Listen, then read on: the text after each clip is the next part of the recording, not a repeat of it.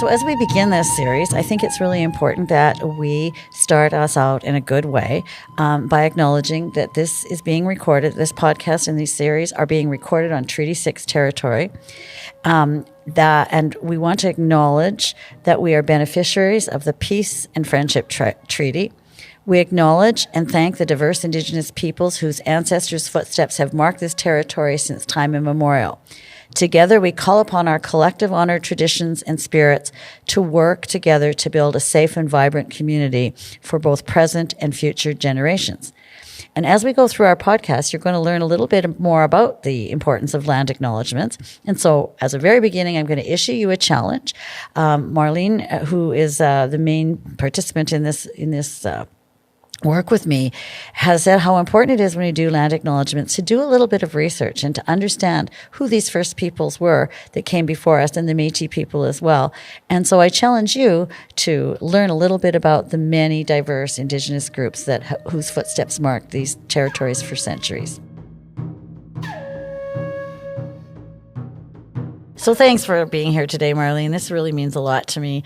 I was just thinking back to, is it over a year ago now that you came to the Reach office and you gave us a lot of your time, and we had a great conversation about what allyship means. And we'd been thinking a lot about it at Reach and wanting, I guess, in a sense, to declare ourselves as allies. And you just gave us some really important information about what that really means, and that it isn't just something you just spit out. You got to really do the work. You got to really know where you're going, and it's something that I thought I hadn't thought much about. So I thought, wouldn't it be amazing if we could share what you did for our team with more of our partners or with other Edmontonians? And so we, with the help of the communications team at Reach, came up with this idea of a podcast. And so I'm super grateful that you're willing to be part of that.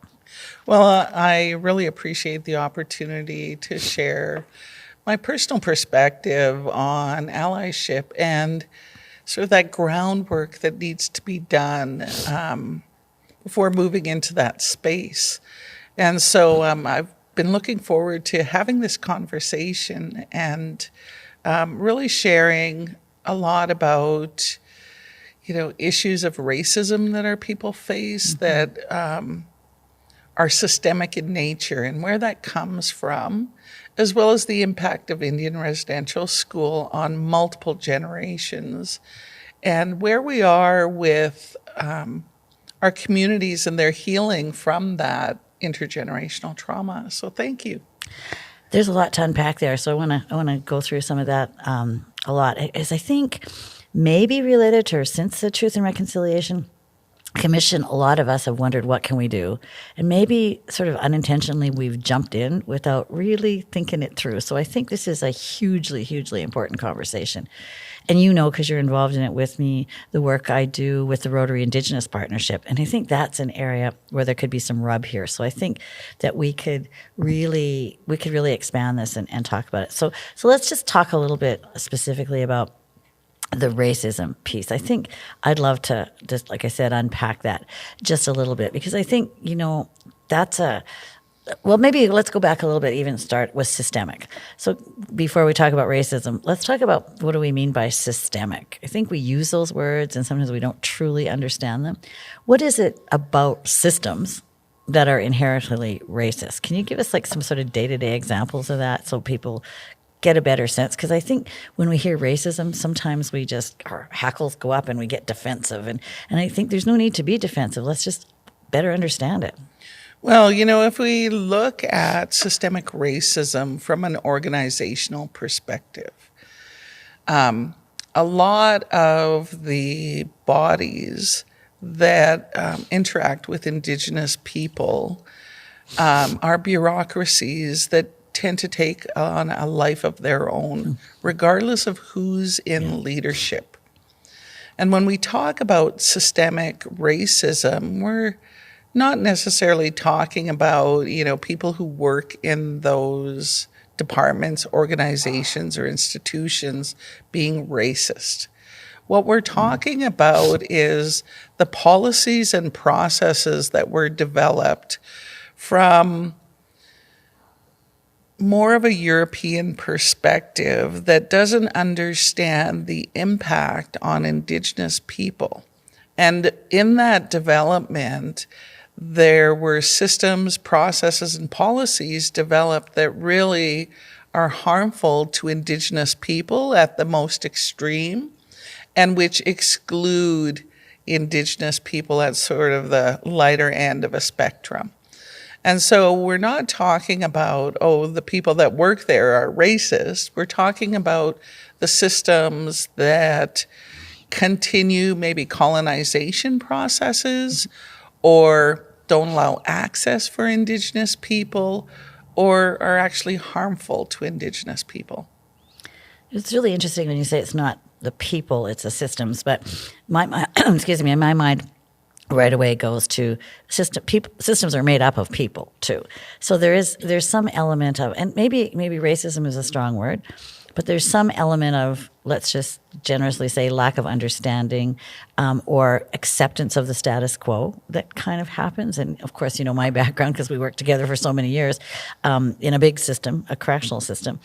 So when you say it as individuals, but don't you think that individuals have a responsibility to show some leadership around that to impact that change? They do. And the challenge is they might not even know because they're viewing through a lens that is biased based on their cultural group, this Eurocentric perspective. And so all the good intentions may be there, but they have blind spots because they don't understand from an Indigenous perspective the impact of policies or processes on Indigenous people. So there's a lot of good intention to eradicate systemic racism in lots of different institutions. But without that Indigenous lens, it's really difficult to be able to pinpoint what those are to make change. So how do we do that? How do we change that? How do we help people see it through an Indigenous lens and not necessarily through a European lens or a colonization lens? Well, I think when institutions are really looking at, how do we address whatever systemic issues there are, how do we even identify them, you have to bring Indigenous partners into that. You have to hear from Indigenous people on what those barriers might be, what those policies that are harmful might be. And so engagement is really important, and engagement that's meaningful, where people who head up organizations, government departments or institutions, bring the Indigenous community in, but with a real clear intention that we're going to act on what we hear. Mm-hmm. Yeah, that's interesting. And true consultation is difficult, isn't it? I think about that a lot. There's a lot of inequities in the consultation process itself. Consultation and really meaningful engagement takes time, takes resources. So governments have lots of those, but some of the smaller organizations, they don't have that same ability. So, government calls you up and then be on this round table and, drop everything you're doing and come and be part of this. That without recognizing that takes a lot from a smaller organization. It does. And, we know that those smaller organizations tend to be not-for-profits. And there's already inequities in terms of funding for not-for-profits. And so really, our partners in government have to understand that they have to support Indigenous not-for-profits, Indigenous groups, if they're really looking for that meaningful engagement on whatever issues that they're looking to address. So that might mean providing resources to make it simpler to do. Even something as simple as the fact that many Indigenous communities are not in Edmonton or Calgary. How do people, how do they have the means to get to where the consultation is, for example, right? For sure. And when we look at impact of systems, it tends to be more in First Nations or smaller Indigenous communities that are geographically far from the hubs and the centers, the urban centers. And so it does create that additional challenge and that additional stress on resources to bring people from such a distance. But if it's meaningful, government can find ways to do that. And, when we look at whether it's educational impacts or employment impacts on Indigenous communities, it is those First Nations that aren't close to urban centers that really face higher unemployment rates, lower education rates, lower rates of completing high school, greater health issues. And so that's a huge factor. But if there's a willingness, there's a way to do that. Yeah. I was thinking about a really good example of consultation that we were both involved in around the human trafficking work. And that was, and I think where the success of that was that it was very much led by an Indigenous organization, in this case, Native Counselling Services of Alberta. And the importance of knowing how to approach Indigenous communities, and the importance of having that relationship and trust resulted in some really meaningful consultation. And that isn't always the way we approach things, is it? No, it isn't. And sometimes when we talk about, consultation or engagement, people want to connect with the leadership, the elected leadership. Mm-hmm. It's really important to understand that when we talk about First Nations leadership, they are the only elected officials in this country that are responsible for every aspect of their people's lives, from housing to employment, training, education, health, mental health. You name an aspect of our lives, and chief and council are responsible for that. And so they're often pulled in many different directions. And so how do they prioritize where they want to engage? They're all priorities. Mm-hmm. And so the engagement that we did around human trafficking was really about the connections into community and not necessarily the connections to leadership. Mm. Who are the people on the ground that are doing the work? And leveraging those relationships to have them take part in those engagement sessions where we heard the impact of human trafficking on Indigenous communities. And it was shocking, the amount of trafficking that happens, the guise under which it happens, and the lack of resourcing available to First Nations and Métis communities to address it. And so meaningful engagement might not mean that you're dealing with the elected leadership, although that's ideal, understanding that they've got pretty big plate. Mm. And, can you affect change by connecting with their practitioners on the ground who will carry that message to the leadership? That's a really profound point that I don't think a lot of people know, is that elected Indigenous leaders are responsible for everything in the lives of their people, and there is no equivalent in Western politics to that. No, there isn't. And so, the responsibility that elected officials carry is tremendous. And I can't imagine what it's like to constantly be juggling all of these issues, and generally, for most nations, the lack of resources to address them. Yeah. And imagine living in a small community where everybody knows where you live, and all these issues are impacting your community members. Yeah. And so access to you is also greater than if we looked at a mayor of an urban center or the premier. Or the prime minister, yeah. Or more equally, the prime minister in that nation-to-nation relationship. So I feel for our leadership because they've got a lot to tackle, and they have very limited resources, and they're always advocating. And they always have to pivot as the politics in this country changes to constantly address fires that are turning up in our political system. So they've got a lot, and sometimes I feel like it's unfair what municipal governments, provincial governments, other partners in the community expect of leadership. Yeah, absolutely. So I just want to go back to a couple of things you talked about when you were talking about systemic barriers.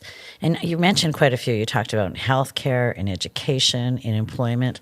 Can you just give me a couple of examples? Like let's just talk about what might be a systemic barrier around healthcare, for example. So if we look across this province, those, again, the impact of the challenges of doctors and nurses is one this province has been facing for a few years. We don't have enough. If you look a little deeper into those smaller communities where being able to access a doctor means you might have to travel a fair distance to a smaller urban center to see a doctor, what happens when those doctors are leaving those small communities? Well, then the impact is even greater on First Nations who, because of colonization, actually face significant health challenges. We know that our people have higher rates of diabetes, of heart issues. We know that children are born with respiratory issues or develop them because of overcrowding. And that overcrowding impacts maybe mold in the home. And so we have a tendency as Indigenous people to have poorer health around specific health issues. Now, the lack of access to medical professionals is even more challenging. We've seen a move towards telehealth, and that's great. That really satisfies a lot of need in Indigenous communities. But what about those communities where even internet access is a problem? And so when we talk about access to health, it's a significant challenge for Indigenous people. Right here in Edmonton, we're a hub for northern communities in Alberta and the territories to access health care. So what does that mean? People have to leave their homes. They have to come in to Edmonton for medical procedures. They may have a family member with them. They may not. There might be language barriers. There might be challenges in working with authority figures, and doctors and nurses are authority figures. So there are greater impacts around access to health for Indigenous people, particularly those from more remote communities. And I am guessing, maybe I'm not right about this, but it would seem true that a lot of Indigenous people rely heavily on traditional medicines and healing. And, is that very well supported in hospitals, for example? Is that another barrier? That is a barrier, although we've seen some work that Health Canada has done to be able to provide First Nations people with access to traditional medicines. And some of our traditional medicines have become Western medicines, like aspirin. That's came from Indigenous medicine.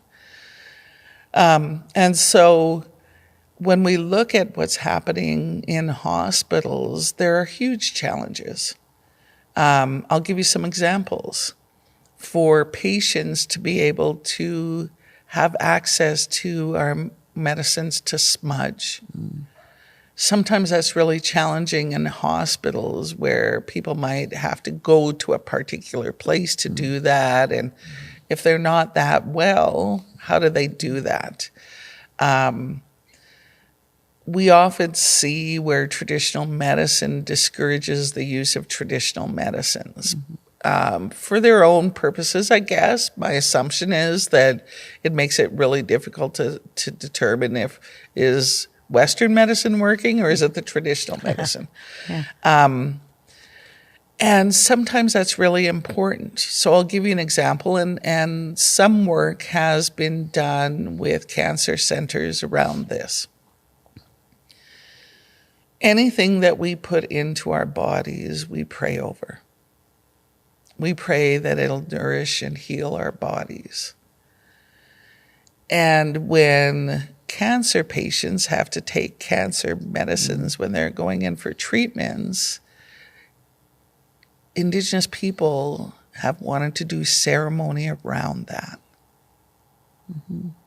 And so there has been a response from some cancer centers to allow Indigenous people to do that, to have a ceremony before they take their medication for their cancer treatment. So there's some movement that's made, but I feel like big steps that need to be taken are really dependent on who's in the role, the cultural role, and how are they supported.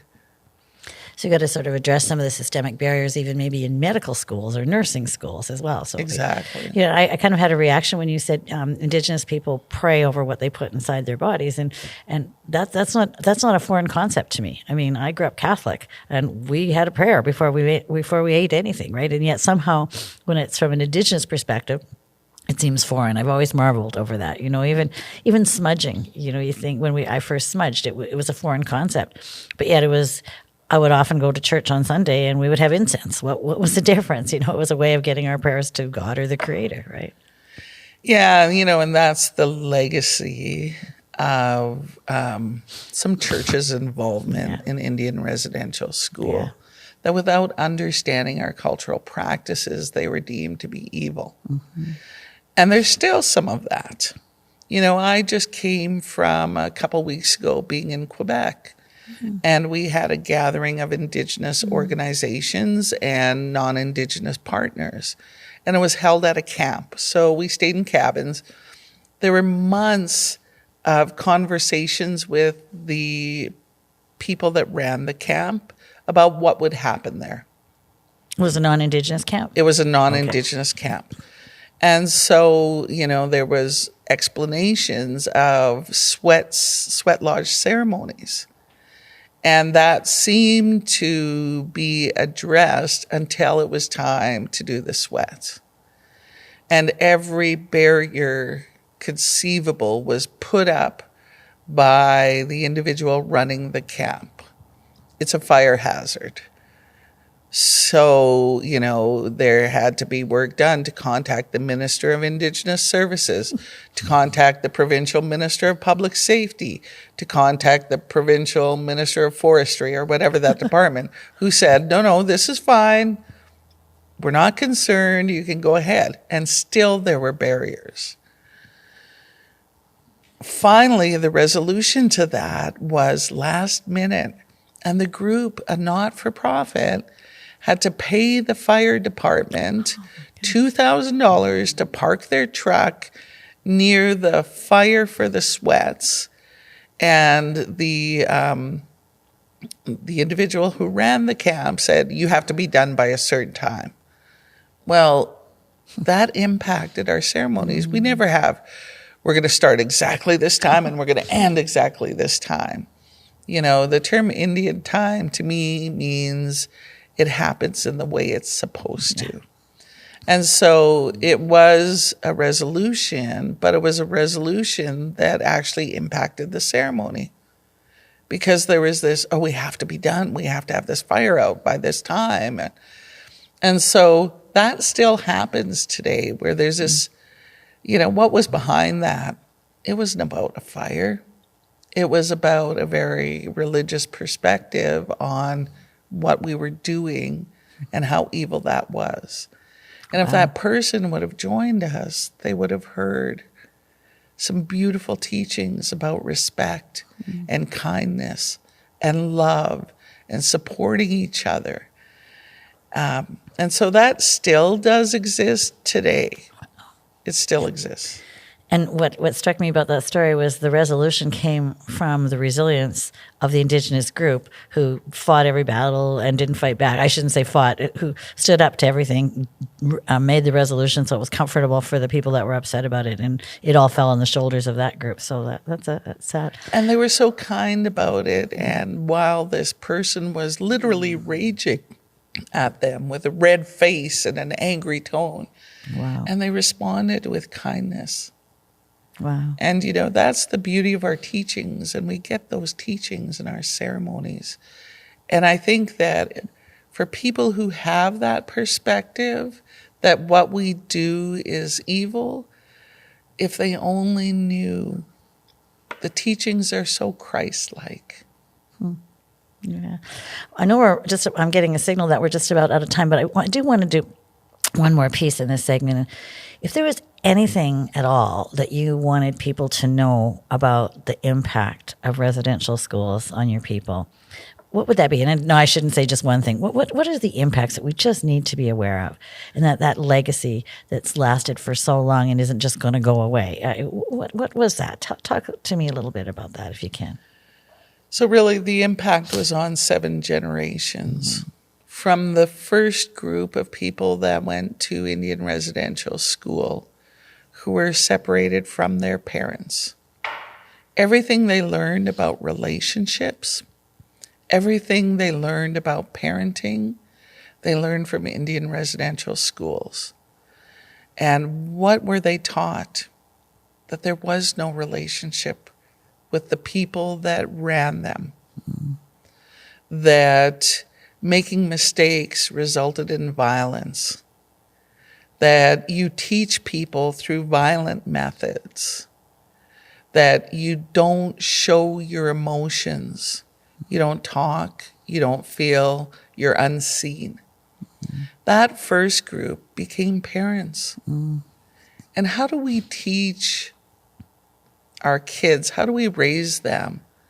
We take our parents' model, and sometimes we modify it, but it's based on how we were raised, good or bad. That option wasn't available because how the kids were raised was in such a violent, abusive way. That has carried down through the generations, both in terms of how our people have been taught to parent, but also the trauma they experienced and the genetic imprint that has been passed down from generation to generation. And so a lot of the social issues that we see are a direct result of that trauma and how that trauma has been passed down from generation to generation. But as much as our trauma is intergenerational, so is our healing. And we've seen since the TRC real open conversations about our trauma and more about our healing. So it's hopeful, but we need to understand it took us 7 generations to get to this point. To fix it's going to take at least 7. Yeah. Well, I think that's a great note to end this first podcast on, with a positive looking forward. So thanks so much, and I look forward to next week. Thank you. We'll see you soon. So in this episode, we tackled a few things around systemic issues, systemic racism, residential schools, and the impact. In the next one, I still want to talk a little bit more about residential schools and maybe what I would call the new residential school, which is so many Indigenous kids in care. But then we're going to begin to move on to what do we mean when we talk about allyship, and how do we really sincerely address that?